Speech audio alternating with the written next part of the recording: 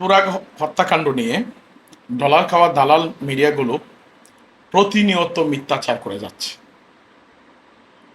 এই ডলার খাওয়া আমেরিকার ডিপ স্টেটের দালাল, পাকিস্তানের দালাল যমুনা টেলিভিশন নিউজ করেছে তাজিয়া মিছিলে গিয়ে সুমন নিহত, তাকে কুপিয়ে হত্যা করা হয়েছে।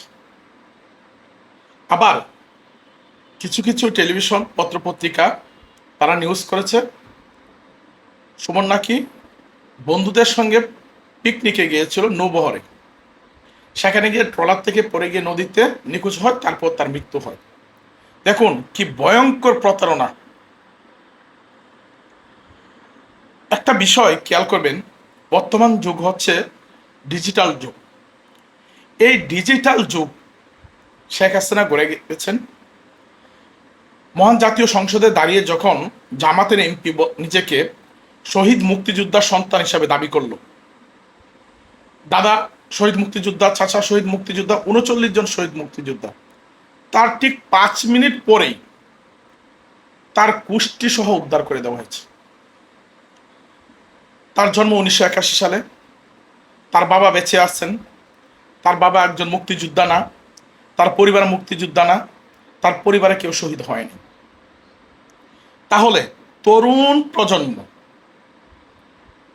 অনেকটা টিনেজ, কারণ সুমনের বয়স হচ্ছে 18 বছর বয়স, সেই টিনেজের ছেলেরা যদি পিকনিকে গিয়ে থাকে, তাহলে তাদের সঙ্গে তো অনেক ছিল, সংখ্যা তো 1 জন 2 জন না, 10 জন 15 জন 20 জন যারা পিকনিকে গিয়েছিল, বিহারে গিয়েছিল, তারা কোথায়?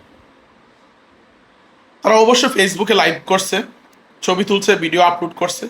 সে লাইভ কোথায়, ছবি কোথায়, ভিডিও আপলোড কোথায়, সেই ছেলেগুলো কোথায়? মিথ্যাচারের একটা লিমিট থাকা দরকার।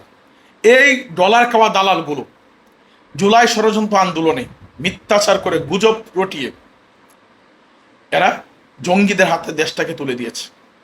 এরা তখনও গুজব রটিয়েছিল ঢাকা বিশ্ববিদ্যালয়ে নাকি গণকবর দেওয়া হচ্ছে, গণহত্যা চালানো হচ্ছে।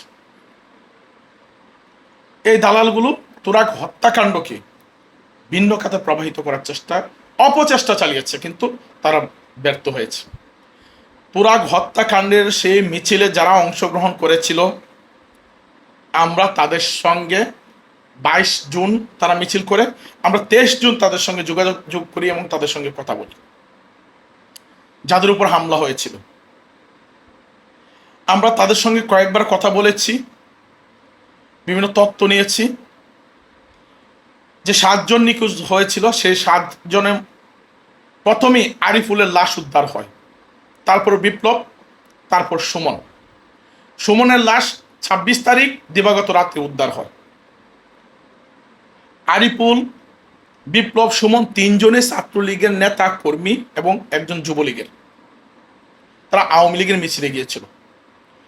যখন তুরাগ নদীতে নৌকায় ওঠার সঙ্গে সঙ্গেই ঘাট থেকে ফোন দিয়ে বিএনপিকে জানিয়ে দেওয়া হয় আওয়ামী লীগের নেতাকর্মীরা যাচ্ছে আওয়ামী লীগের প্রতিষ্ঠাবার্ষিকী উপলক্ষে মিছিল করার জন্য। তখনই আশুলিয়া, তুরাগ ওই অঞ্চলের বিএনপি সন্ত্রাসীরা তারা লাঠি সুটা নিয়ে নদীর ঘাটে চলে আসে। নৌকাতে বলেন বা ট্রলার, এটা হচ্ছে ইঞ্জিন চালিত ট্রলার, মূলত নৌকাও বলা হয়, ট্রলারও বলা হয়। থাকা অবস্থায় তাদের উপর হামলা করা হয়। লগি বইটা দিয়ে তাদেরকে পিটাইতে মাথায় মারা হয়, শরীরে বিভিন্ন অঙ্গ প্রত্যঙ্গে মারা হয়, মুখমণ্ডলে মারা হয়, এবং তাদেরকে মেরে পানিতে ফেলে দেওয়া হয়। পানিতে পড়ার পর সেখানে বড় বড় পাথর নিক্ষেপ করা হয়। অনেকগুলো পাথর হচ্ছে এত বড় পাথর, এগুলো নিক্ষেপ করা হয়। পাথর ডিল দিয়ে তাদের মৃত্যু নিশ্চিত করা হয় এবং লগি বইটা দিয়ে পানিতে ফেলে তাদেরকে পিটানো হয়। সে অবস্থায় অনেকে পানিতে তলিয়ে যায়, আর উঠতে পারেনি।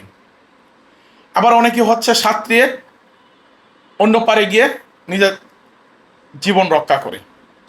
এই হচ্ছে তুরাগ হত্যাকাণ্ডের ভয়াবহ, লোমহর্ষক, নির্মম হত্যাকাণ্ডের আসল ঘটনা। পারে অপেক্ষা ছিল বিএনপি সন্ত্রাসীরা